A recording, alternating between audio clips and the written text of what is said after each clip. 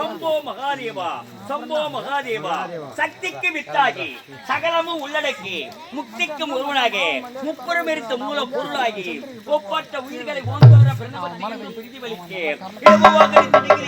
என்று பக்கம் இருக்கு பல்லாயிரக்கணக்கான அஷ்டமர்கள் அருகில் இருந்து விமாசன கையிலையில் அந்த யாது அகலாது ஆதி சிவம் என்றும் பாதி மதியன் இன்றி பக்கத்தில் எனது அமைத்து அந்த புவனத்தின் உடுப்பில் நடிக்கவல்ல அரகரா சிவசிவா சங்கரா சங்கலகாரா கங்காதரா ஈசா ஈசா ஈசா என்று ஒரு பக்தருக்கு அவர் காட்டி தந்த பழமொழி இந்த நேரத்தில் உன்னை வணங்கி வழிபாடு செய்யும் இந்த பக்தருக்கு காட்டி தர வேண்டும். நானும் சத்யாவதி அம்மையாருக்கும் ரிஷியருக்கும் மகனாக பிறந்தவன். பிறந்த நாள் முதல் அந்நாள் முதல் இந்நாள் வரை கானகத்திலே கடும் தவம் செய்து ஈசனருள் பெற வேண்டும் என்று அருளும் அற்புதமாயும் ஆண்டவனே வணங்கி வழிபாடு செய்து கொண்டிருக்கிறேன். அப்படி இருக்கு அதிகாலை முடிந்துவிட்டது.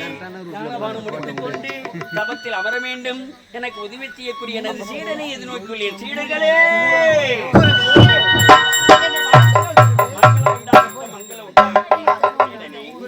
காலையிலிருந்து தபத வினயமனிசுகளை முடித்துக் கொண்டு சிவனை வணங்கி வழிபாடு செய்வதில் கருத்தல்லவா? உதவி செய்து உங்களுக்கு கருத்தல்லவா?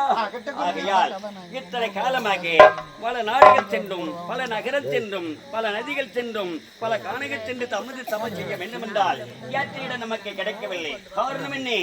எங்கு பார்த்தால் மக்கள் கூட்டங்கள் திரட்டலாக வருகிறார்கள். உண்மைதான். அமைதி என்பது கிடையாது. கூச்சல் குழப்பம் அதிகரிக்கிறது. மக்கள் அதிகரித்துக் கொண்டிருக்கிறார்கள். அதை விடுத்து கோதாவரி நதிக்கரை சென்றும் அங்கு பார்த்தால் மக்கள் அங்கு அமைதி கிடையாது.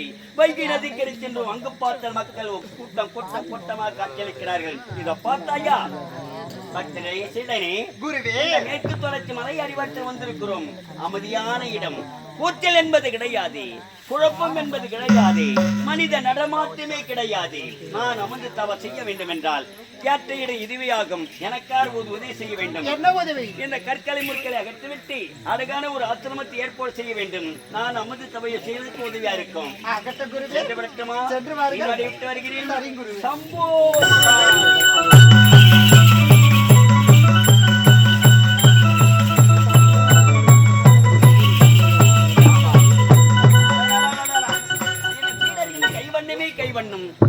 நேரத்தில் நிறைய பணியாற்றிருக்கிறாயே. அழகான ஆசிரமத்தை ஒன்று ஏற்பாடு செய்திருக்கிறாயே. மிக்க மகிழ்ச்சி மிக்க மகிழ்ச்சி. நான் அமர்ந்து தவ செய்யலாமா? அமர்கள் குருவே. எனக்கு பெண்கள் என்று அதை பிடிக்காது. பெண்கள் வாடையில் படக்கூடாது. அதனால்தான் கானகத்தை நீண்ட தூரமாக வந்து அமர்ந்து தவ செய்து கொண்டிருக்கிறேன். ஆகையால் ஆரம்பத்திலே பூத கணங்களை காவல் வைக்கிறேன். இரண்டாவது அக்னியாரை காவல் வைக்கிறேன். மூன்றாவதாக சீடனை உன்னை காவல் வைக்கிறேன். எல்லை மீறி யாராவது வந்தால் என் கோபத்திற்கும் என் சாபத்திற்கும் ஆளாவர்கள். அவர்களாமா பித்தா